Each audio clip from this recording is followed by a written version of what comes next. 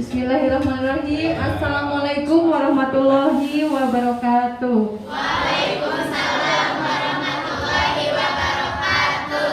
Adik-adikku yang cantik, yang ganteng, gimana kabarnya? Alhamdulillah, luar biasa. Allahu Akbar. Jadi menjelang sore biasanya lobet ya. Udah berapa watt ini? Udah pada lapar kan? Suka sahur nggak sih di sini?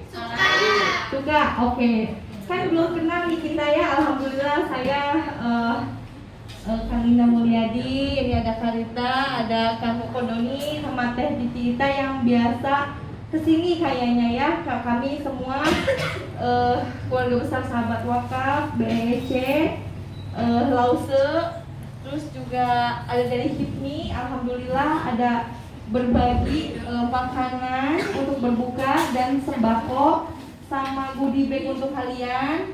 Terus juga ada amplop, ada hadiahnya banyak banget ya. Ada masker dari Ibu Cici Sylvia, sembako juga dari Pak Ferry Krisma, ada titipan juga. Alhamdulillah ya, kita semua bisa bersilaturahim. Senang nggak? Jadi pada prinsipnya ya, kalau dapat rezeki itu kan ini pasti adik-adik tidak pernah tahu ya. Kapan kita bisa dapat hadiah, kapan bisa makan, apapun yang di luar dugaan kan. Artinya Allah itu maha besar. Jadi tidak ada yang ini suara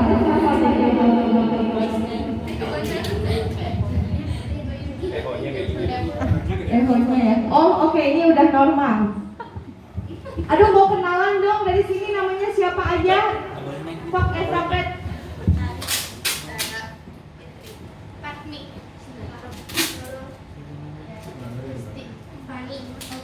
Lanjut. Ini yang di maaf disitnya kesenangan. Coba lanjut lagi namanya. Randy. Hah? Randy. Saya Budi. Ayo, kelihatan yang ngelamun nih. Nama. Ngelamun kena denda ya, suruh nyanyi di depan ya. Bisa. Ini tas. Wah, lapar ya deh. Alhamdulillah udah kenal semua nih. Sebenarnya total adik-adik tuh ada berapa sih total semuanya? 47. Terus yang sebagiannya? Oh oke. Jadi ini karena lockdown di sini. Alhamdulillah. Jadi di sini alhamdulillah ya, pertama kali karena kesini karena wasilahnya dari Kang Kokodoni, Teh Cicita, terima kasih. Saya bisa bersilaturahmi dengan adik-adik baru. Insya Allah ini amazing juga tempatnya. Kayaknya betah juga di sini ya, karena dekat sungai. Jadi ada view lah gitu kan, jadi nggak bosan ya. Kalau diam-diam kan anggap aja jadi kayak pantai. Gitu. Jadi intinya adik-adik ya, kami kesini berbagi rasa syukur, berbagi kebahagiaan. Jadi semuanya ini kami bukan berarti kita berlebih, tapi kita orang kaya, tapi sebetulnya kita hanya punya rasa syukur yang ingin berbagi, rasa syukur yang ingin kita bagikan, dan rasa terima kasih kita kepada Allah. Jadi setiap apapun dalam kehidupan kita, kalau misalnya kita selalu bersyukur, kita harus selalu berbagi. Berbagi itu bisa bentuknya zakat, sedekah, infak, dan wakaf. Gitu. Dan alhamdulillah kakak di sini bersama teman-teman juga selalu mensiarkan bagaimana dalam kondisi sempit, kondisi keterbatasan kita harus tetap selalu berbagi. Kalau adik-adik kalian ini nanti suatu saat menjadi orang sukses, enggak harus sukses juga harus tetap berbagi. Kalau ada rezeki, ingat saudara-saudara kita yang ada di sini. Atau berterima kasih kepada guru-guru kita, kepada Pak Ustadz yang selama ini merawat kalian. Bagaimana membalasnya? Dengan kita tetap hormat, berakhlak baik, ibadah yang betul, dan berterima kasih kepada Allahnya adalah selain beribadah, kedua harus berdoa bahwa kita harus menjadi orang sukses. Ya, orang sukses itu bukan hanya ukuran uang, tapi akhlak yang baik. Kedua, harus punya prinsip bahwa kita harus kerja keras selain kita berdoa. Jadi apapun di dalam kehidupan kita, kalau kita bersyukur pasti Allah akan beri rezeki yang di luar pikiran kita. Seperti yang adik-adik sekarang dapatkan. Apa adik-adik bermimpi atau kepikiran gak hari ini dapat hadiah banyak? Enggak kan? Itu artinya Allah itu memberikan rezeki itu kapanpun, dimanapun, saat apapun, dalam kondisi apapun. Jadi adik-adik tidak boleh punya pemikiran gini misalnya, apalagi putus asa misalnya, ya ampun saya tuh kayak gimana ya, mungkin ujian seperti ini, belajar seperti ini, ibadah, terus juga situasi seperti ini, gak usah mikirin negara, pusing-pusing. Kita mikirin diri kita aja sendiri sama Allah dan berbuat baik kepada sesama. Nah, pertama untuk adik-adik tidak boleh memusingin para pengurus. Jadi kalian harus lebih mandiri, ibadah yang betul, ngaji ditingkatkan. Kalau misalnya yang biasa beraktivitas di luar kita mungkin lebih banyak ibadah, itu hal-hal yang utama yang kita lakukan. Nah, selain itu berdoa selalu orang tua kita walaupun belum pernah ketemu, apakah sudah tidak ada. Bukan berarti mereka tidak ada, tapi kita harus selalu mendoakan dalam situasi apapun. Karena doa orang tua kita tuh pasti akan selalu mengalir juga kalau kita mendoakannya.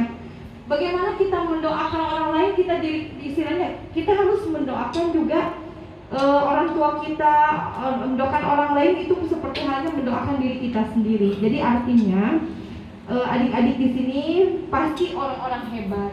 Pasti adik-adik yang pinter-pinter. Jadi kalau misalnya adik-adik punya masalah, punya pikiran, jangan harus bersihkan hati. Tidak boleh punya pemikiran negatif. Jadi misalnya gini, ke teman atau apa, oh pasti itu mah kayak gitu deh, kayaknya orangnya. Kita harus mengurangi hal-hal seperti itu. Kenapa kita berpuasa?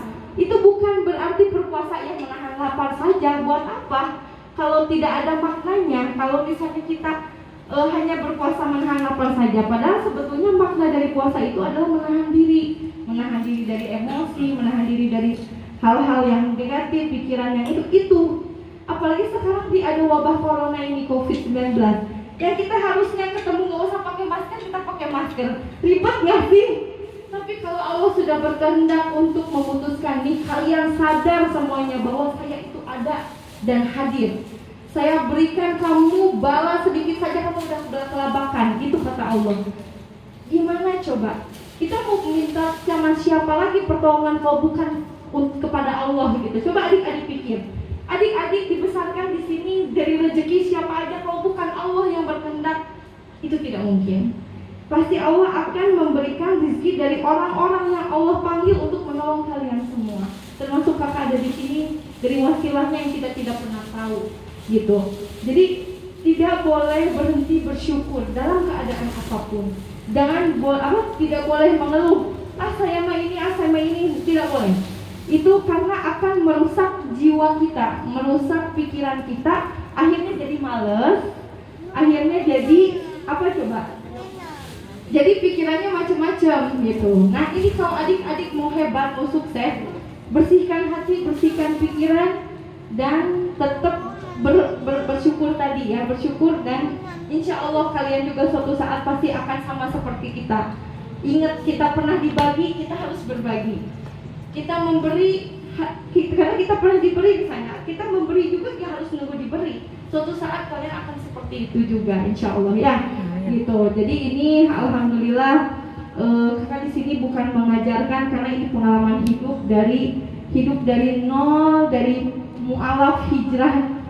Itu tidak mudah, dari nol harus ke Bandung, tidak punya apa-apa, harus berjuang hidup sendiri sampai dengan alhamdulillah harus menjadi menolong keluarga, itu kan tidak mudah. Nah, kalian juga bisa seperti itu. Pertama adalah yang serahkan semua sama Allah, berdoa dan ibadahnya ditingkatkan ya. Di sini semua pada ngaji hatam nggak? Ada yang udah hatam?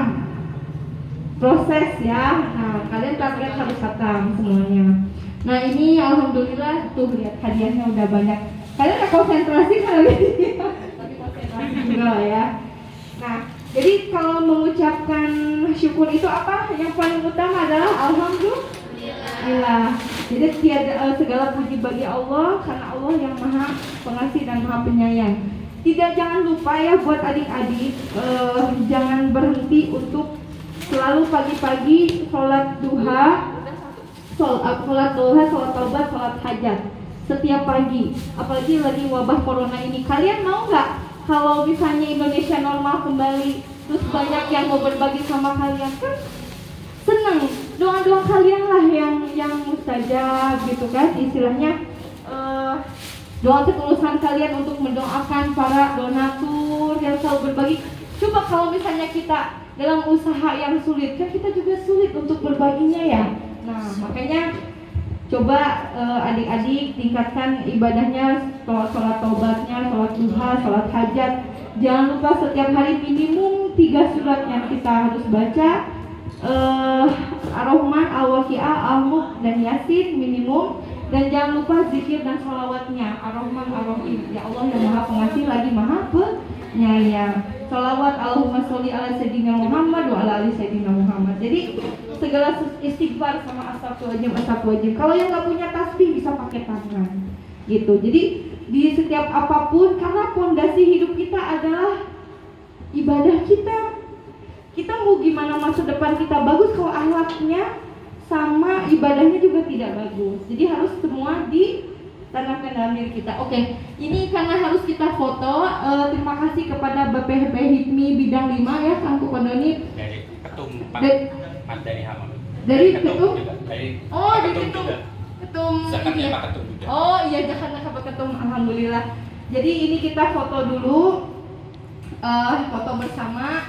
Ini tidak lain bukan berniat ria ya sayang, tapi di sini kami ingin memotivasi kepada sahabat-sahabat, pada saudara semuanya untuk bisa berbagi juga, ya kan? Jadi kita share ini bukan niat hal yang ria atau apa, tapi kita ingin ini pertama dokumentasi bahwa ini sudah diberikan ke kalian. Kedua, ini memotivasi untuk yang lain untuk bisa berbagi juga ya, gitu. Jadi apa tadi? Alhamdulillah ya, subhanallah, walhamdulillah, maha suci Allah dan segala puji bagi Allah. Ayo kita foto dulu, Kang Kodoni mungkin.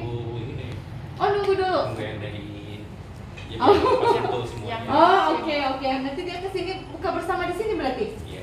Oh alhamdulillah rabbil alamin. Ya udah berarti. Sediain buat bukanya. Oh oke. Sediain tuh. Tuh kan rezeki Allah ya. Dari mana aja dan gak kepikir tuh, lihat melimpah gini, masya Allah.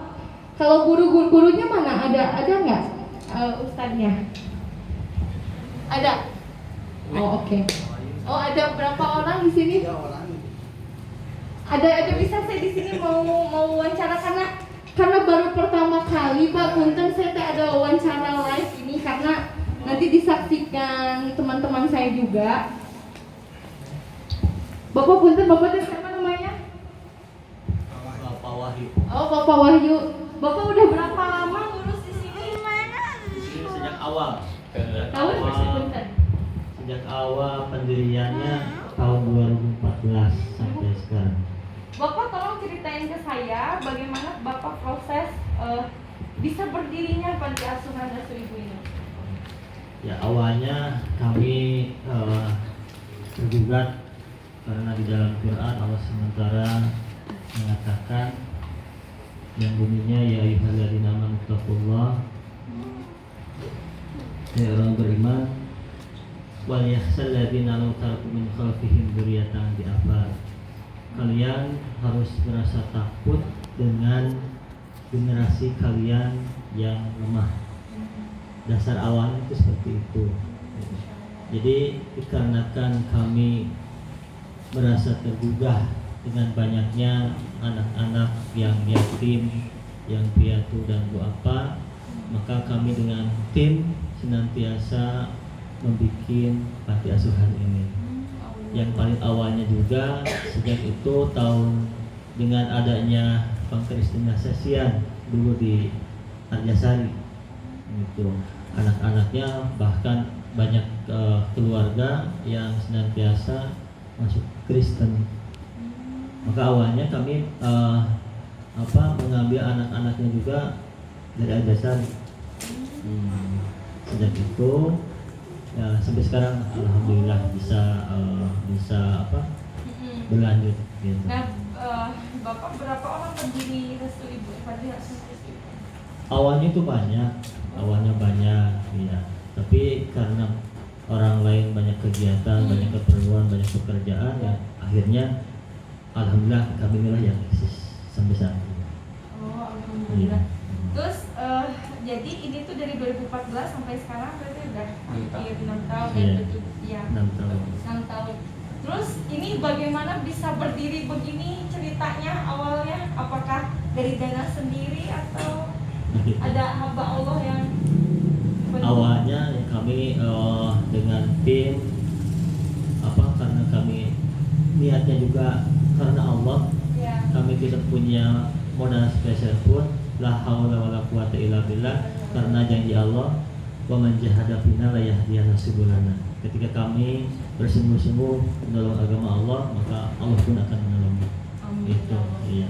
Udah tawakal tingkat tinggi didengerin. Iya, gitu. Nggak Jadi mungkin berdiri begini langsung kan?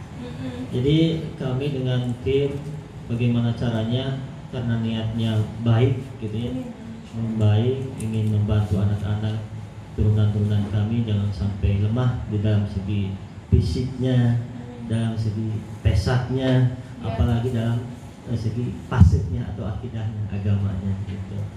Dan jadi kami memberanikan diri awalnya itu mencari-cari kontrakan kemana-mana ya. Alhamdulillah inilah yang dapat. Ini masih ngontrak berarti? Masih ngontrak sampai Allahu sekarang. Akbar, semoga ya doain ya kita Amin. punya rumah sendiri di sini ya. Amin. Atau misalnya Amin, kita amin.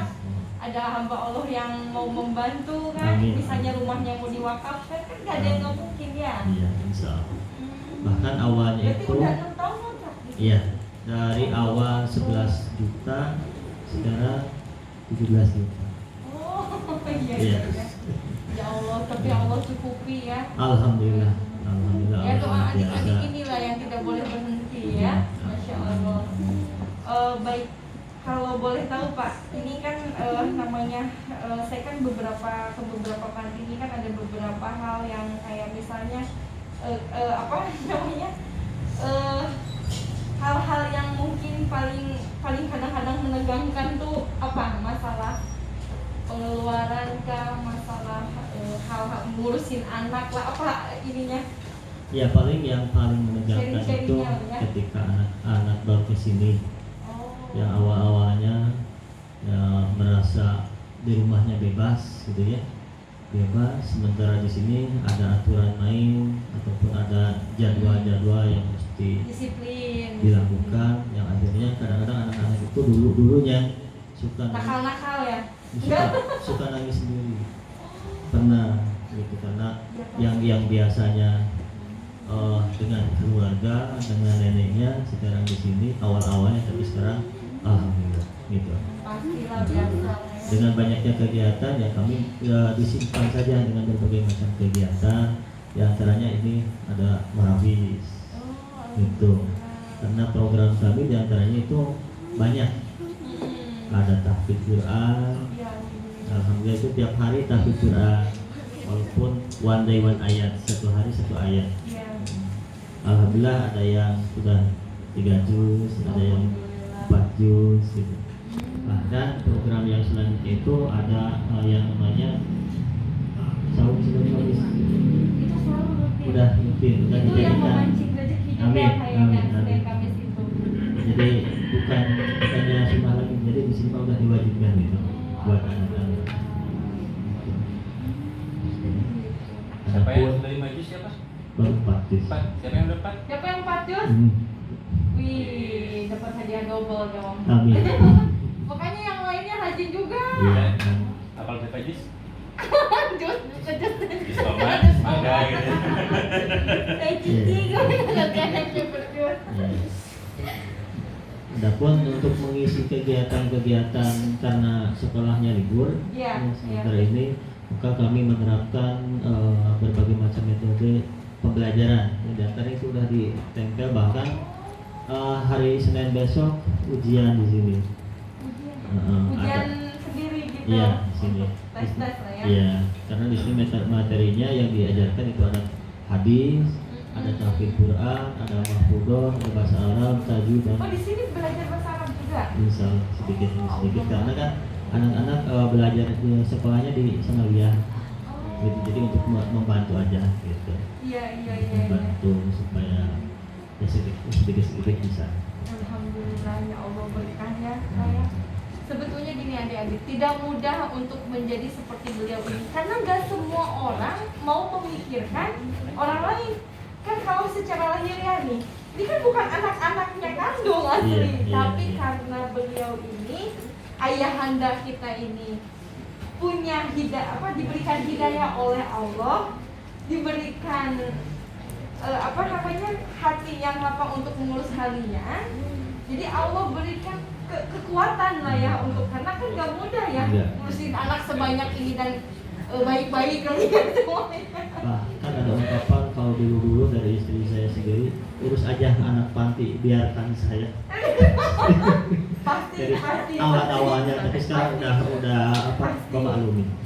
pasti kontroversi keluarga karena kan Belum satu, dua, tapi sekarang alhamdulillah sedikit demi sedikit ya keluarga pun memahami bahwa inilah tugas kebahagiaan. kami sebagai seorang mukmin. Karena dalam Quran dikatakan bagaimana anak-anak Ayo. wala yasudu ala ataupun apa ara'aital ladzi. Jadi orang yang mendustakan agama itu orang yang senantiasa tidak mau memperdulikan anak-anak yatim. Tidak memperdulikan Yes. anak-anak yatim. Itulah berarti bukan tugas kami saja sebagai pengurus. Alhamdulillah para ibu bapak dan semuanya Ya. senantiasa bisa membantu kami dan mudah-mudahan Allah senantiasa memberikan kemudahan dan Amin, amin, kesehatan, insyaallah. kelancaran segala.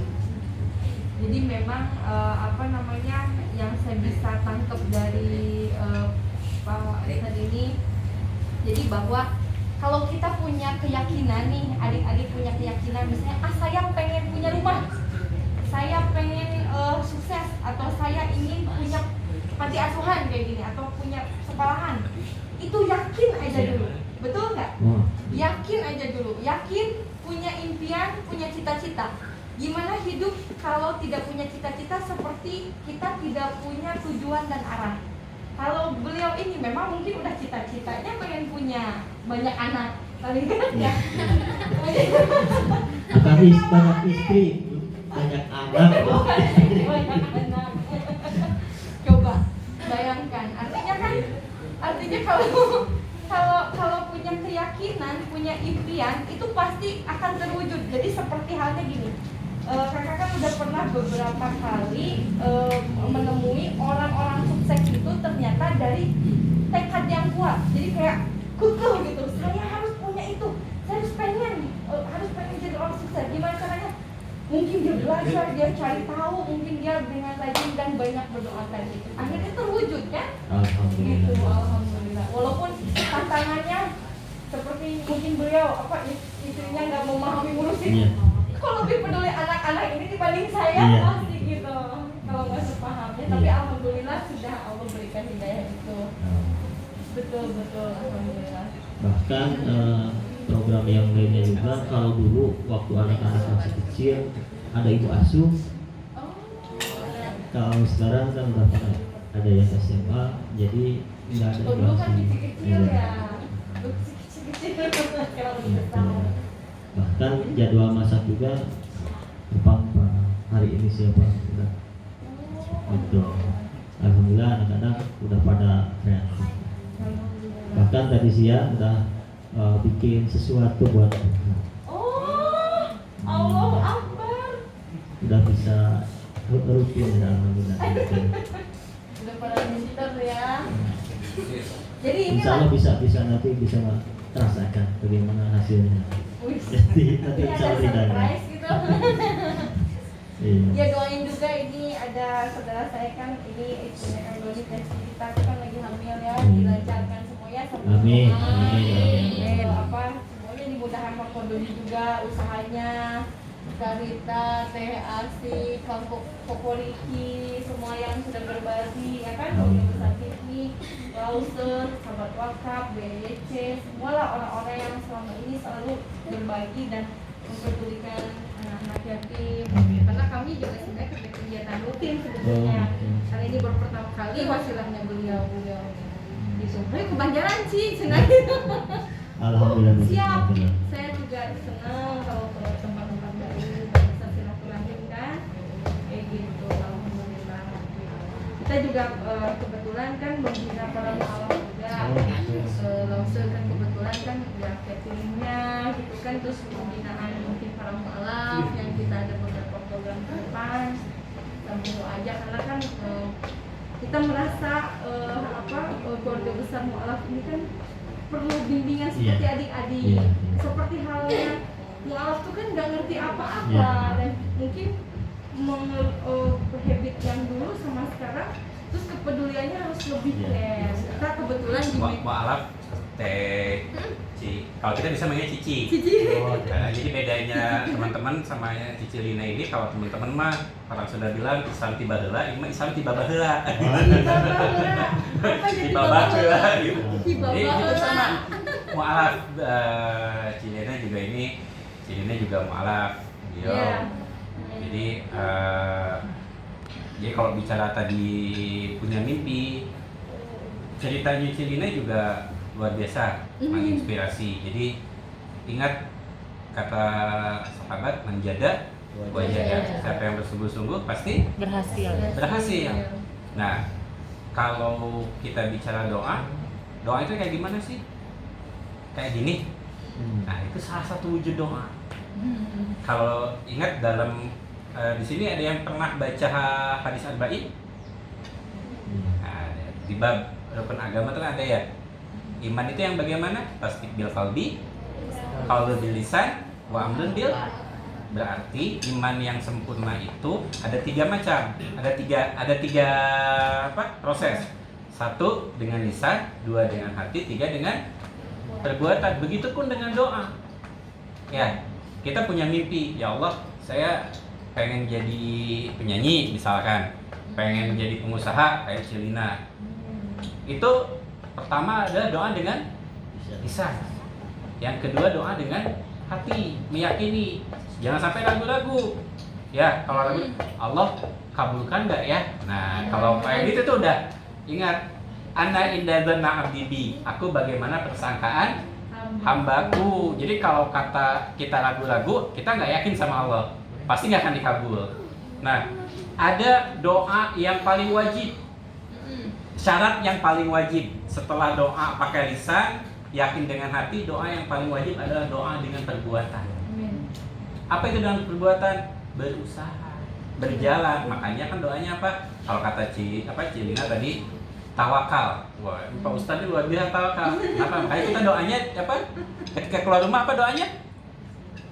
Bismillahi tawakkaltu ala Allahi la haula wala quwwata illa billah. Pertanyaan saya, yang wajib itu usaha dulu baru tawakal